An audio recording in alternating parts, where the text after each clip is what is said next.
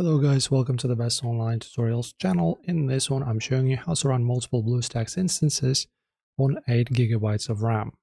Okay, so firstly, we need to bypass resource-heavy system kernels when generating your separate windows. So just close your main app window, this one with the emulator itself, close it, and then launch the BlueStacks Multi-Instance Manager. There you go, BlueStacks Manager. Okay, there we go, and this window will appear. Then click on Instance right here and select Fresh Instance. Right, in the Android runtime drop-down menu, select Nougat 32-bit. And next. Okay, and avoid Pi 64-bit or Android 11.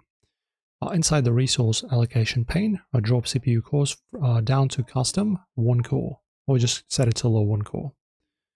And then lock the memory allocation strictly to low 1 gig.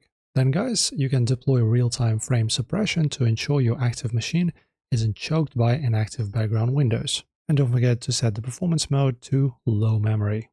And then create. And now as you can see, we have 2 instances.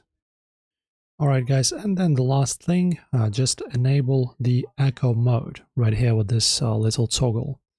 And what it will do is it will pretty much allow you to enable your emulator to run at only 1 FPS when it's idle, and this instantly forces the GPU to halt active asset rendering on background windows, reclaiming massive chunks of system memory. So that is it guys, this is your guide. Enjoy gaming, enjoy multitasking. If you like the video, don't forget to press like on it and subscribe to the channel.